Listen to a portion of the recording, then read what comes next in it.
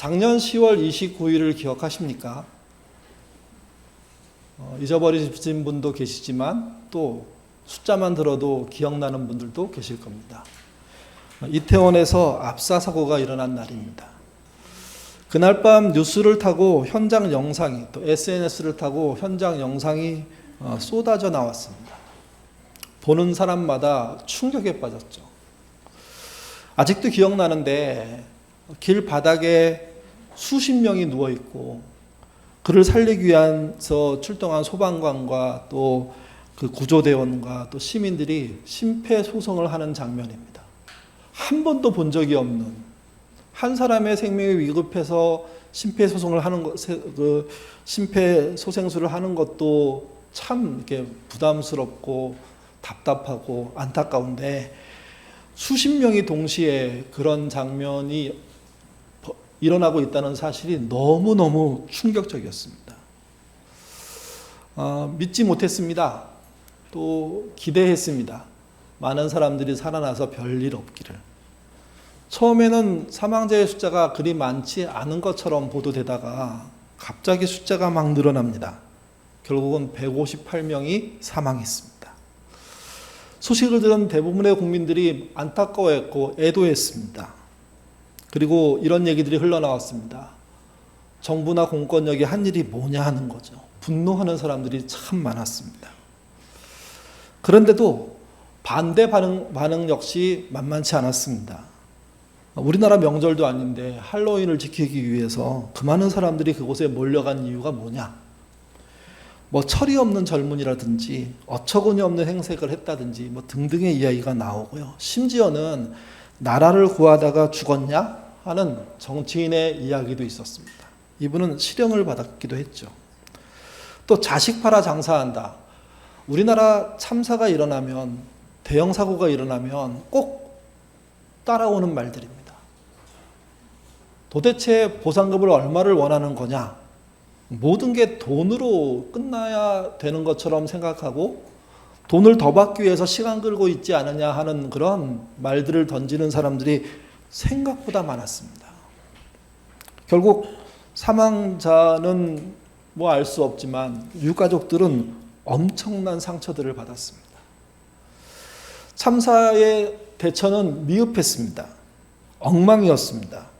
아니 어쩌면 뭐 유가족들의 얘기에 의하면 도와줄 마음이 없어 보인다 할 정도였습니다. 사고가 있고 난 지 이제 1년이 다 돼갑니다.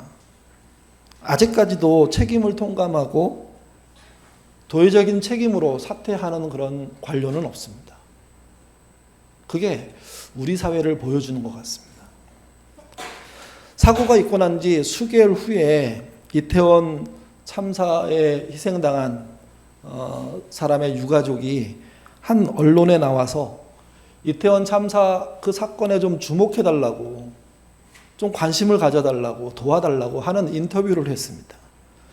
그 인터뷰를 시작하면서 그분이 인터뷰보다는 뭐부터 했냐면 사과부터 했습니다. 뭘 사과했냐면요, 세월호 참사를 겪은 유가족에게 사과했습니다. 세월호 참사가 났을 때 자신은 놀러 갔다가 사고 났는데 왜 이렇게 난리야?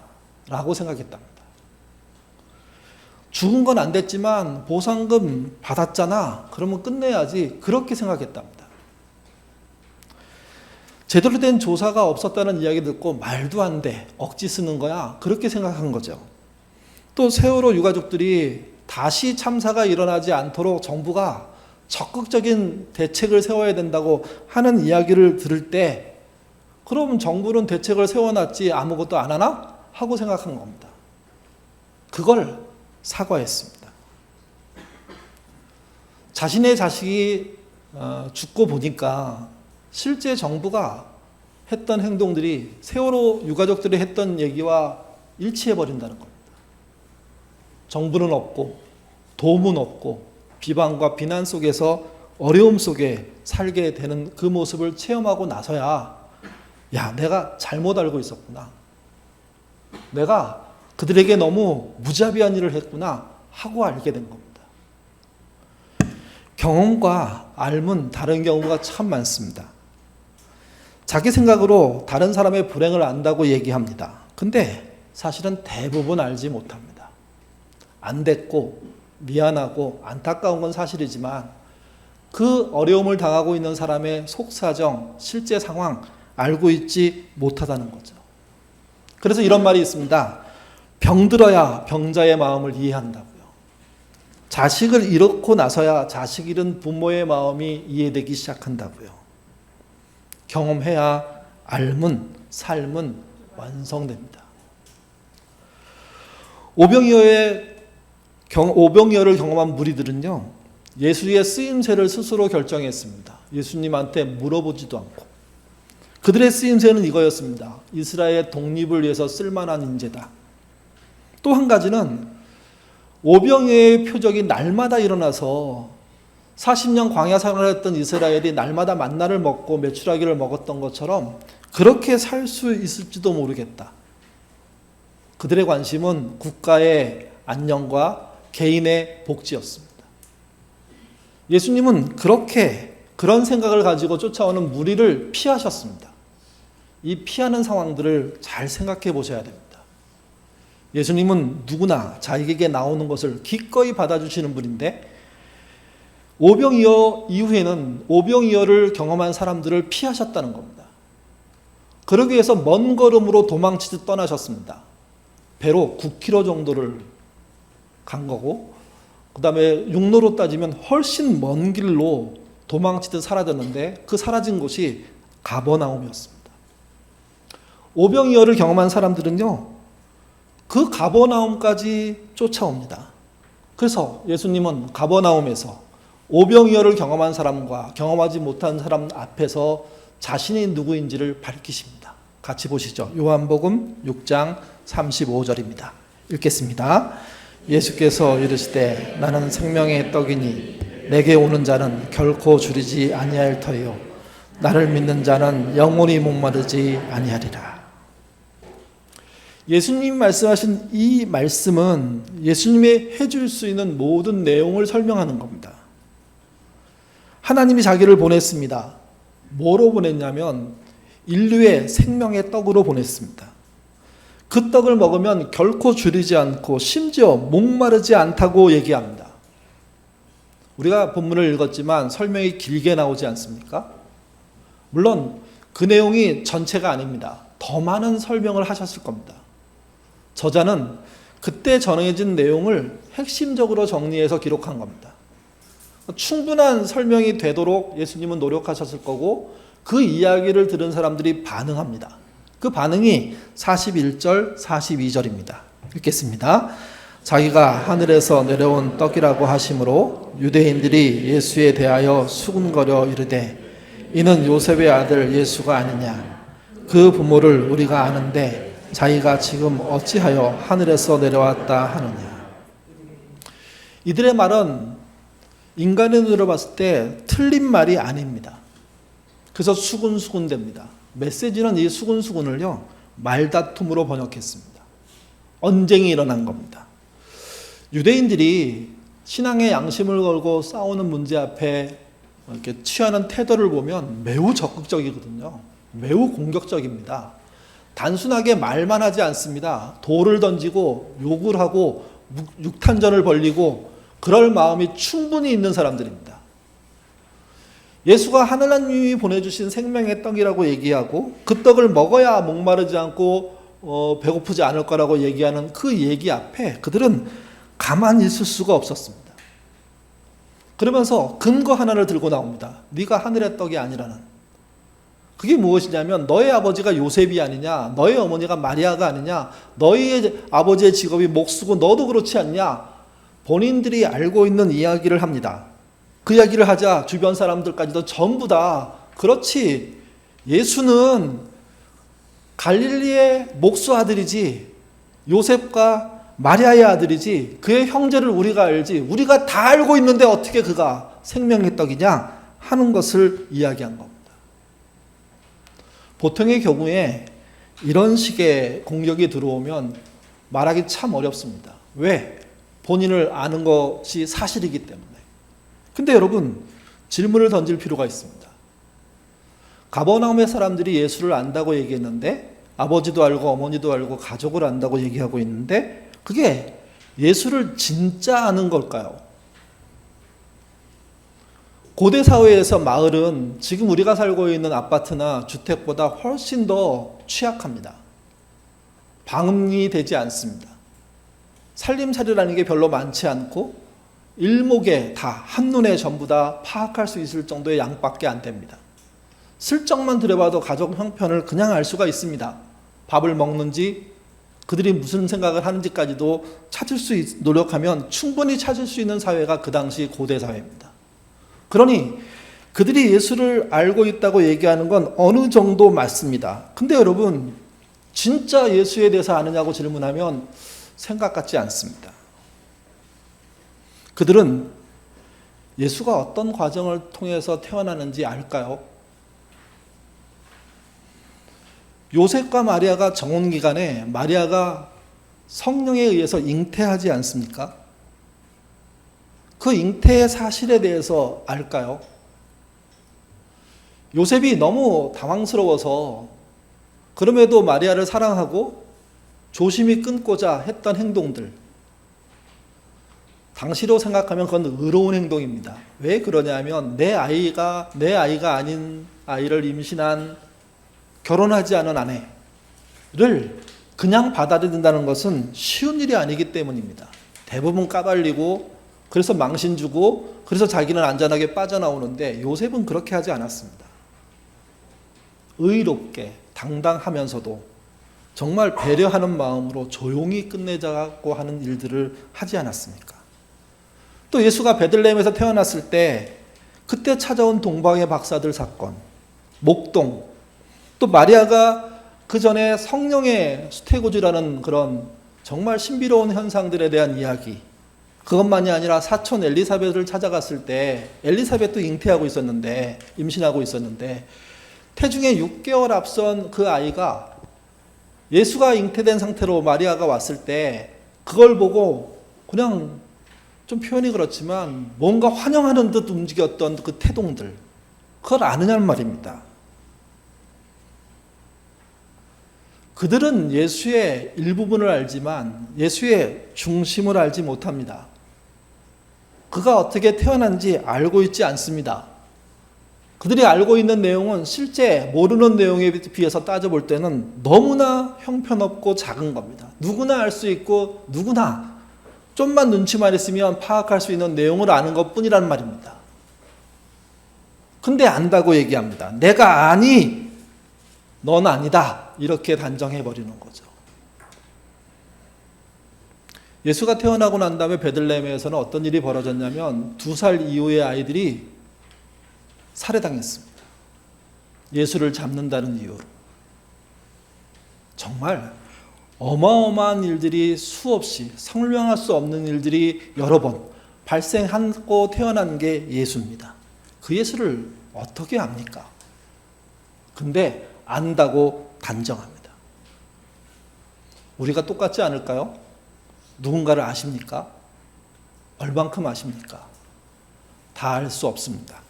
다 알 수 없으면서 안다고 얘기하는 건 신뢰 정도가 아닙니다. 무지와 착각은 요한복음 곳곳에 나옵니다. 우리가 그럼 읽고 있는 무지의 본문이 6장인데 6장 앞쪽에 3장에 가면 니고데모라는 사람이 등장합니다. 갈릴리 지역에서 가장 유명한 유대의 지도자, 사회적 지위와 체면이 있는 자, 그가 자신의 고민을 안고 예수를 찾아갑니다. 아무도 모르게 밤에. 그때 대화를 하다가 예수님이 말씀하십니다. 거듭나야 한다. 그는 어머니의 모태에 다시 들어가서 다시 태어나야 한다는 말로 들었습니다. 근데 원래의 뜻은 위로부터 태어나야 한다는 말이었습니다. 그는 그 말을 이해하지 못하고 고민하다가 예수를 몰래 피해 떠납니다.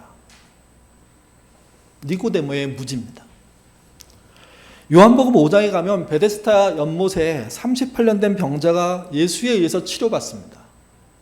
자비의 집이라는 이름을 갖고 있는 그곳이 자비 없는 곳이 되었고, 그 자비 없는 현장에서 가장 크게 어려움 당하고 있는 사람이 38년 된 병자였죠. 그가 병을 낫고 난 다음에 자기 물건을 들고 움직입니다. 아마 제사장을 향하여 갔던 것 같습니다. 그랬더니 주변 사람들이 물건을 들고 이동한다고 난리가 났습니다. 안식일에 그럴 수가 없다는 거죠. 그리고 누가 그렇게 하라고 했냐고 막 추궁합니다. 근데 38년 된 병자는 자기를 낫게 한 그분이 누군지 몰랐습니다. 어떻게 고비를 넘기고 그가 한 자리에 있는데 예수가 찾아옵니다. 그리고 그렇게 말합니다. 다시는 범죄하지 말라고. 경고였습니다.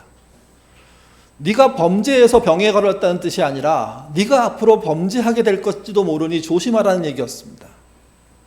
그 이야기를 들은 38년 된 병자는 예수가 떠나고 난 다음에 즉시 예수를 그들에게 고발해 버렸습니다. 배반한 겁니다. 38년 된 병자의 무지입니다. 요한복음 6장으로 가면 오병이어를 경험한 1만 이상의 사람들이 있었습니다. 누구든지 큰 기적을 보면 흥분할 수밖에 없겠죠. 근데 그들은 더 많은 표적을 요구합니다. 마치 날마다 오병이어가 하루 세끼 매일 벌어져서 먹을 것 걱정 없는 세상을 생각하고 또 그 힘으로 이스라엘 독립을 위해 노력할 만한 충분한 인재가 눈앞에 등장했다고 마음속에 기뻐서 어쩔 줄을 모릅니다. 근데 그 주님은 그들을 피하십니다. 멀리 도망치듯 떠나셨습니다. 그들이 메시아에 대해서 무지했기 때문입니다. 착각하고 있었기 때문입니다. 또 오늘 금방 읽었던 본문에서도 가버나움 사람들 모두가 예수를 안다고 착각하고 있었습니다. 여러분, 우리도 그럴 수 있습니다. 여러분, 예수님을 아십니까? 어떻게 아십니까? 얼마 전에 저희가 밤기도 할 때 예인 가족 여러분, 우리 예수 믿읍시다. 그렇게 주제를 가지고 기도회를 했던 적이 있습니다. 그 제목은 그 당시 저의 심정이었습니다. 제가 뭐 특별하고 잘나서가 아니라 예수를 믿는데 우리의 모습이 너무 예수 믿지 않는 사람, 나부터 그렇다는 생각이 들어서 우리 진짜 예수 믿고 오랫동안 왔는데 진짜 한번 믿어봅시다 하는 부탁을 드렸던 겁니다. 저에게 하는 소리였고 여러분에게 하는 소리였습니다. 예인에게 하는 소리였습니다. 왜냐하면 안다고 믿고 있다고 생각하는 사람의 행동이 그렇지 않기 때문입니다. 요한복음이 말하는 예수는요, 창조주이십니다. 예수를 창조주로 믿으십니까? 타락한 세상을 구원하기 위해 오신 분이십니다. 구원자로 그분을 믿으십니까? 예수는 모든 사람의 죄를 대신 짊어지고 십자가의 대속물로 죽으셨습니다. 그 대속을 믿으십니까? 사흘째 되는 날 부활하셨습니다. 그분의 부활이 믿어지십니까? 예수는 세상 마지막 날 심판하기 위해서 다시 오신다고 말씀하십니다. 그 재림, 그 심판, 그리고 영원한 하나님 나라 믿으십니까? 이 예수를 믿는 사람은 누구든지 구원받는다고 성경은 곳곳에서 얘기합니다. 그 구원을 믿으십니까? 신자는 예수 닮는 삶을 살아야 합니다. 그 사람이 신자입니다. 그 신자다움 삶을 살 만큼 우리가 그분을 아느냐는 겁니다. 그분을 그렇게 알지 못했기 때문에 그렇게 살 방법이 없는 거죠. 금방 예수를 믿는 내용을 말씀드렸다면 오늘 본문에서는요, 예수를 믿게 되고 믿는 게 무엇인지에 대한 이야기를 언급합니다. 첫 번째는 예수를 믿게 되는 이야기는 이렇게 믿게 된답니다. 아버지 하나님의 이끄심을 따라. 그 이끄심을 받아야. 44절입니다. 읽겠습니다. 나를 보내신 아버지께서 이끌지 아니하시면 아무도 내게로 올 수 없으니 오는 그를 내가 마지막 날에 다시 살리리라. 이 사정의 책임자는 하나님이십니다. 책임자인 하나님은요, 모든 사람을 예수께로 이끄십니다. 하나님께서 사람을 이끌어 주셔야 예수를 믿을 수 있다는 이야기입니다. 사람은 스스로 구원의 길에 들어설 수 없기 때문입니다. 그렇다면 이끄심을 받지 않는 사람들이 없다면 그 증거는 뭘까요? 요한복음 3장 16절, 17절 같이 읽겠습니다. 하나님이 세상을 이처럼 사랑하사 독생자를 주셨으니 이는 그를 믿는 자마다 멸망치 않고 영생을 얻게 하려 하심이라. 하나님이 그 아들을 세상에 보내신 것은 세상을 심판하려 하심이 아니요 그로 말미암아 세상이 구원받게 하려 하심이니라. 하나님은 공평한 분이십니다. 그래서 이런 건 없습니다. 누구 하나만 쏙 빼가지고 내가 너 사랑해, 그렇게 하시면 하나님이 아니십니다. 누구를 특별하게 사랑도 하신다고 말씀하시지만 모두를 특별하게 사랑하시는 분이 하나님이십니다. 모두가 예수에게 갈 수 있게 인도하셔야지 하나님입니다. 만약 거기에 흠이 생기고 문제가 생기면, 설명 불가면 우리는 곤란에 빠집니다. 우리의 하나님이 지역적인 분이시고 편중되어 있는 분이시고 피조물 중에 하나가 되기 때문에 그렇습니다. 또 하나, 이끌어 주셔도 믿지 않는 사람들이 있다는 겁니다. 6장 64절 말씀 읽겠습니다. 그러나 너희 중에 믿지 않는 자들이 있느니라 하시니 이는 예수께서 믿지 않는 자들을 누구며 자기 팔자가 누구인지 처음부터 아십니다. 가룟 유다를 두고 하는 말씀입니다. 여기 팔자가 누구인지 처음부터 아셨다, 이 말은 가룟 유다의 역할을 하나님이 정하셨다는 말이 아닙니다. 가룟 유다는 자기가 할 일을 자기가 정했습니다. 예수님은 그거 잘못됐다고 막으셨습니다. 끝까지 막으셨습니다. 하지 말라고. 하게 되면 너의 나은 날을 후회하게 될 거라고. 하지 말라고. 사람들은 이렇게 얘기합니다. 가룟 유다가 없으면 예수님이 십자가를 질 수 있나? 만약에 가룟 유다가 없으면 예수님이 십자가를 못 지면 그분이 하나님입니까? 그 정도의 예측도 못하고 단 한 사람에게 자기 운명을 맡기는 존재가 하나님, 예수님일 수 있습니까? 가룟 유다의 위대함을 얘기하려고 합니다. 인간적으로 그럴 수 있다고 생각합니다. 그 사람의 삶을 좀 더 좋게 보고, 그래도 예수님 가는 길에 나쁘지만 역할을 했으니 그래도 봐주려고 하는 그 노력에 대한 가상하다고 생각합니다. 근데 잊지 마십시오. 가룟 유다에 가는 길은 예수님이 막으셨습니다. 가지 말라고 사정하셨습니다. 여러 차례 막으셨습니다. 예고하시고 예고하시고 예고하시고 막아서시고, 그래도 간 겁니다. 만약 가룟 유다가 회개하고 돌아섰다면 다른 길을 통한 십자가의 죽음은 생길 수밖에 없습니다. 아니, 있을 수밖에 없는 거죠. 그래야 말이 되는 거죠. 역할을 정했다는 이 예정론적인 사고는, 선택론적인 사고는 굉장히 무시무시한 사고입니다. 누군가는 나쁜 일을 위해서 태어났다는 거죠. 누군가는 일찍 죽기 위해서 태어났다는 거죠. 어쩔 수 없다는 거죠. 정해진 운명이라는 거죠. 예수님은 그 운명을 거부하기 위해서 오신 겁니다. 그렇게 생각하는 사람들의 사고를 뒤집어 버리기 위해서 오신 겁니다. 그래서 주님은, 하나님은 모든 사람을 예수께로 이끄십니다. 두 번째, 이끄심을 받은 모든 사람은 뭘 해야 될까요? 이끄심에 따라 배우셔야 됩니다. 교회라는 이름이 왜 가르칠 교자로 정해졌는지 생각해 보면 이해되는 말입니다. 이끄심은 하나님이 하시는 일입니다. 다음은 이끄심을 따르는 건 누가 해야 합니까? 우리가 해야 될 일입니다. 전적인 은혜가 있어도 끝까지 거부하면 모든 건 망가집니다. 구원이 없다는 겁니다. 45절, 46절 읽겠습니다. 선지자들의 글에 그들이 다 하나님의 가르침을 받으리라 기록되었은즉 아버지께 듣고 배운 사람마다 내게 오느니라. 이는 아버지를 본 자가 있다는 것이 아니라 오직 아버지께서 온 자만 아버지를 보았느니라. 메시지 번역도 같이 한번 읽어보죠. 읽겠습니다. 예언자들이 그때가 되면 그들 모두가 하나님께 직접 가르침을 받을 것이라 라고 한 것은 이를 두고 한 말이다. 누구든지 시간을 내서 아버지의 말씀을 듣는 사람, 정말로 귀 기울여 듣고 배우는 사람은 나에게로 와서 직접 가르침을 받는다. 자신의 두 눈으로 보고 자신의 두 귀로 듣는다. 배움은 수동적일 수 없습니다. 능동적이어야 됩니다. 강제로 배우기도 하지만 그러나 신앙은 강제로 배우는 게 아니라 적극적으로 배워야 됩니다. 하나님의 부르심이 능동적이고 적극적으로 우리를 다가왔다면 우리도 그분의 부르심에 배움을 통해서 적극적으로 알아가야 하는 겁니다. 그래야 그분을 아는 겁니다. 그래야 그분을 알고 구원이라는 게 시작되는 겁니다. 아무것도 알려고 하지 않으면서 예수를 믿을 수 있다고 생각하는 게 신기한 일입니다.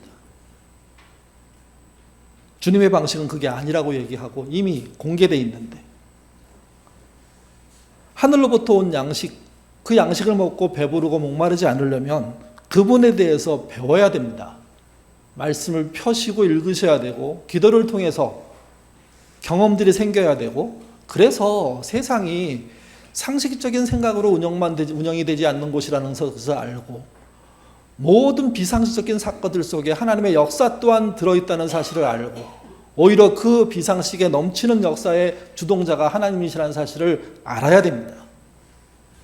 상식에 준하여 사는 것 사람다운 일이지만 상식 넘어 역사하시는 그 은혜를 볼 줄 아는 배움, 그게 우리에게 필요한 겁니다. 그렇다면 이끄심을 받고 배운 사람들은 어떻게 세상에서 증인, 땅끝의 삶을 살까요? 우리가 지난주에 땅끝 이야기를 했는데 우리의 땅끝은 우리 눈앞에 펼쳐진 일상이라고 말씀드렸습니다. 거기서 뭘 하는 겁니까? 어저께 그 신간사님 사무실 가서 기도하고 밥 먹고 돌아오는데 먼저 교역자들이 가고 제가 좀 늦게 혼자 왔습니다. 왔더니 두 무리가 저를 붙잡았습니다. 한 무리는 한 상가 같은데 그걸 분양하기 위해서 나온 수십 명의 젊은이들. 깜짝 놀랐습니다. 뭐 하나 분양하는데 이렇게 많은 젊은이들이 뛰어나와서 막, 그래서 그 거리로 나온 순간부터 몇 번 붙잡혀가지고 뭐 얘기하더라고요. 근데 얘기를 들어주려고 하다가 기분이 나빴습니다. 저를 보고 아버님 이렇게 부르더라고요. 저는 아닌 것 같은데 제 동생 같은데 뭐 남자나 여자나 다 비슷할 것 같은데 어느 나이부터 갑자기 나이가 안 세지는 거 있지 않으십니까? 저는 좀 오래됐습니다. 그래서 제가 나이를 헤매면 아내가 엄청 싫어합니다. 당신 몇 살이잖아 막 화를 내요. 근데 왜 아니라 그래? 최근에 대통령이 우리한테 선물 주지 않았습니까? 나이를 줄여줬잖아요. 되게 감사합니다. 근데 문제는 더 헷갈리게 됐습니다. 도대체 내 나이가 몇 살이야? 그러니까 그분들이 붙잡아서 아버님 뭐 여기 좋은 물건 하나 있는데 이거 잡으시면 대박 나는 거예요. 제가 인센티브 받으려고 하는 것까지 다 얹어드릴게요. 아버님 한번 생각해 보시죠. 그러면서 저랑 한번 같이 가요. 이거를 4-5번 했습니다. 마지막에 이제 한 6번째 되니까 한 여자분이 오더니 저를 이렇게 보더니 많이 하셨죠? 예, 그랬더니 가세요. 그러다가 또 붙잡혔습니다. 사이비 교단에서 나온 사람들하고 교회에 나온 사람들도 또 붙잡힙니다. 예수 믿으세요. 가끔은 저희 신학교 다닐 때 생각나는데 네가 신학생인데도 불구하고 예수 믿으라고 하면 예수 믿는 얼굴이 아닌 거다. 저한테 뭐 하나님의 교회도 그렇고 여호와 증인도 그렇고 어느 교회에서 나온 분들 고 예수 믿으라고 휴지 하나씩 주는데 기분이 너무 나빠갖고 못 받아왔습니다. 보통 저희 사무실에 많은 물티슈는 거기서 받아와서 쓰는데 많은 사람들이 전파하면 전달이 된다고 생각합니다. 물론 전달의 기능 중에 전파가 있죠. 현장에 나가서 뛰는 거 고귀한 일입니다. 또 생명을 위해서 또는 직업을 위해서 돈 벌기 위해서 노력하는 거 그거 나쁘지 않은 일입니다. 물론 사이비가 하는 건 잘못됐고 막아야 됩니다. 막을 수 없으니까 두는 거지만 그건 안 되는 일이겠죠. 근데 여러분, 자기가 알고 있는 믿음을 전파하고 자기가 알고 있는 정보를 전파하는 것만이 전파의 수단일까요? 존 스토트 목사님이 교회에서 심우한 적이 있습니다. 올소울루 교회라고. 그 교회에서 교인들에게 설문지를 돌렸습니다. 설문의 질문이 이렇습니다. 당신은 무엇 때문에 그리스도와 복음에 관심을 가지게 되었습니까? 그리고 결국 무엇 때문에 그리스도께 나오게 되었습니까? 두 질문 같지만 한 질문입니다. 그리고 그가 얻은 결과에 대해서 얘기합니다. 제가 먼저 읽어보죠. 대답의 과반수가 부모와 교육자, 교사, 동료, 친구들에게서 본 어떤 것을 언급했다. 그들의 삶 속에는 내게 없는, 그러나 내가 필사적으로 갈망했던 무엇이 있었다. 몇몇 경우에는 그것은 그들의 외적인 기쁨과 내적인 평화였다. 어떤 간호학과 학생이 그리스도인들에게서 본 것은 진정하고 솔직한 우정이었다. 같이 읽겠습니다. 옥스퍼드의 한 대학생은 그들의 순전한 충만함을 보았다. 한 경찰은 그리스도인들에게서 기독교적인 삶이 부여한 분명한 목표와 목적과 이상주의를 볼 수 있었다. BBC의 한 비서는 따스함과 내적 자원을 보았다. 그리고 한 의사는 다른 사람의 삶에서 일하시는 그리스도를 아는 지식을 얻게 되었다. 절반 이상의 사람들이 교회에 나오게 된 이유를 먼저 교회 생활을 하고 있는 사람이 갖고 있는 이상, 자부심, 평안, 기쁨, 당당함, 진리, 지식이었다고 얘기합니다. 외치고 선동하고 빼앗아 오듯 갈취하듯 몰아서 교회에 넣어버린 게 아니라, 물론 그렇게 누군가는 외치는 소리에, 누군가는 가족에 전도하는 내용에 교회로 올 수 있습니다. 근데 그보다 훨씬 많은 사람들은 누구도 교회 오라고 얘기하지 않았는데, 누구도 예수 믿어야 된다고 말하지 않았는데, 자기와 가장 가까이 있는 어떤 사람들의 행실 속에서 세상은 볼 수 없는 진리가 보이고 공의가 보이고 사랑이 보였다는 거죠. 외적인 다른 기쁨이 보였고 내적인 평화가 보였다는 겁니다. 순전함이 보였고 충만한 풍성함이 보였다는 겁니다. 목적과 목표가 이상적이긴 한데, 사실 성경이 말하는 하나님 나라는 이상적이잖아요. 그래서 독사굴에 손을 넣고 장난치고 어린아이와 사자가 뒹굴고 그들과 함께 있어도 해받지 않고 뭐 그런 식의 이야기를 하고 있지 않습니까? 뻔히 동화적인 사고를 얘기하고 있는데, 그 사고의 이야기를 듣는 본인 마음속에서는요, 살아 꿈틀꿈틀거리는 뭔 생명력이 느껴지기 시작하는 겁니다. 따스함, 내적으로 내면에서 끊어내는 여러 가지의 자원들, 자원이란 표현이 성품일 수도 있고 때때로는 그 사람만 갖고 있는 독특함일 수도 있지만, 그 속에서 꺼내내는 것의 내용이 세상과 달랐던 겁니다. 그리고 놀라운 것 중에 하나는 그들이 알고 있는 그리스도를 아는 지식이었습니다. 당당하게 예수를 말하는 그 말 속에 부끄러움이 없고, 그 당당함을 보면서도 나는 그렇게 생각하지 않지만 이 사람은 그리스도를 이렇게 생각하네 하는 말에 설득당하는 겁니다. 하는 말에 공감당하는 겁니다. 하는 말에 궁금해지는 겁니다. 하는 말에 끌리기 시작하는 겁니다. 그래서 교회에 나왔다는 겁니다. 한국교회 많은 사람들이, 많은 교회가, 많은 목사가 헷갈리고 있는 게 그겁니다. 전도대를 운영해서 교회가 성장했다는 거죠. 충분히 마케팅적으로 가능한 일입니다. 근데 여러분, 교회가 제대로 성장할 시기에 진짜 성장은 이렇게 신자의 삶을 보고 마음이 움직인 사람, 궁금이 유발된 사람, 끌려간 사람들이 모이는 것이 교회인 겁니다. 교회는 교인의 삶을 통해서 사람을 부릅니다.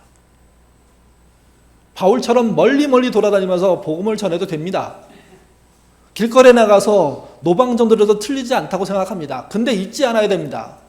진짜 전도는, 진짜 땅끝의 삶은 우리 마음 안에 벌어지고 있는 신앙, 그분에 대한 배움, 그 배움이 주는 확신, 그 확신이 주는 성품과 성격과 삶의 변화, 그리고 그들이 말하는 이상적인 동화적인 이야기인데 거기에 꿈을 품고 얘기하는 그 이상, 그런 것들이라는 거죠. 교회가 몰락한 시기에 가장 심각한 문제는 교인들이 이렇지가 않다는 겁니다.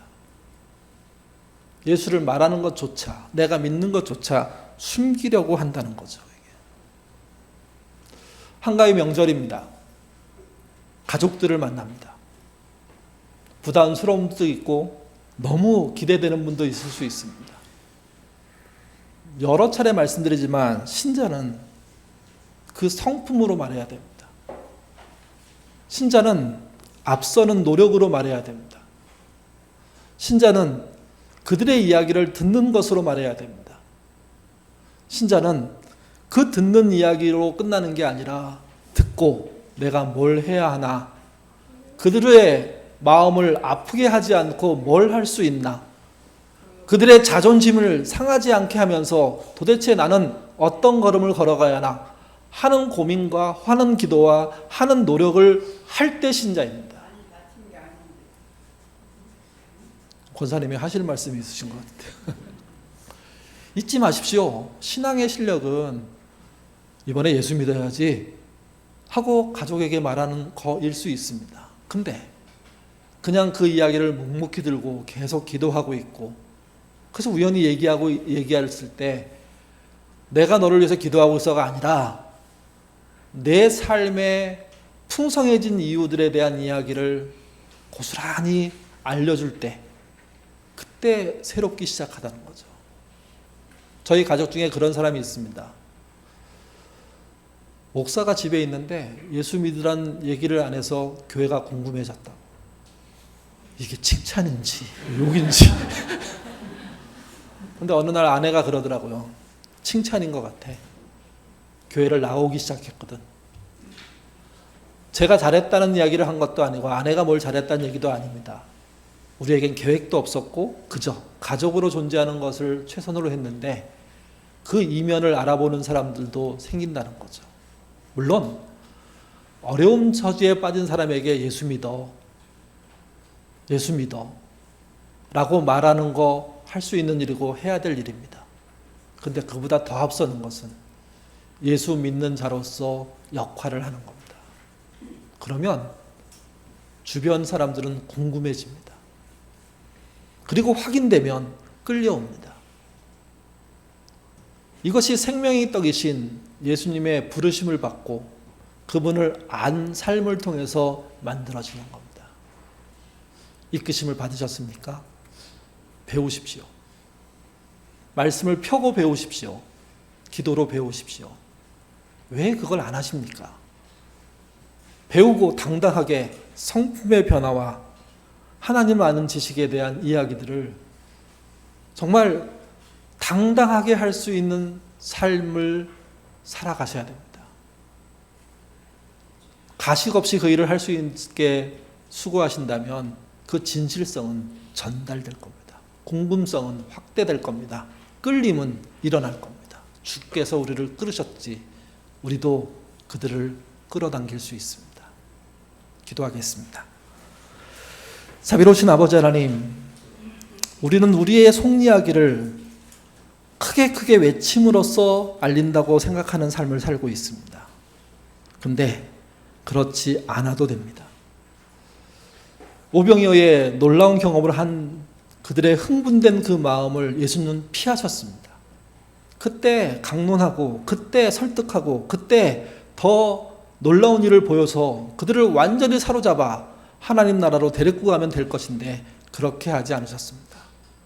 예수님도 그 일은 할 수 없다고 생각하신 겁니다. 도대체 우리가 이 땅에서 어떻게 그분의 자녀, 그분을 알고 있는 내용을 이야기하며 살까요? 설레발치듯 말하기보다 삶으로 하게 하옵소서. 정말 성품의 변화를 일구어가며 남의 욕하기보다 남의 아픈 마음을 들어볼 줄 아는 그런 눈으로, 태도로, 노력으로 살게 하옵소서.